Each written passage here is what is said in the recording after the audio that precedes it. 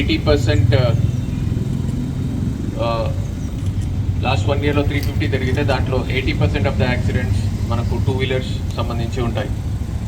కుర్రాళ్ళు triple riding చేయడము, లేదంటే తాగి బైక్ రైడ్ చేయడం ఉండొచ్చు, వితౌట్ హెల్మెట్ రైడ్ చేయడం ఉండొచ్చు.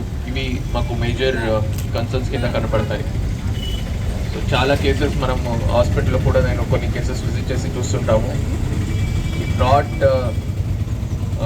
ఫర్ ఆర్ సెల్స్, మా కోసం కాకపోయినా మా ఇంట్లో ఉన్న తల్లిదండ్రుల కోసం, అన్నా చెల్లి కోసమైనా మనము ఆ సేఫ్టీ ప్రికాషన్స్ తీసుకోవాల్సింది చాలా ఇంపార్టెంట్.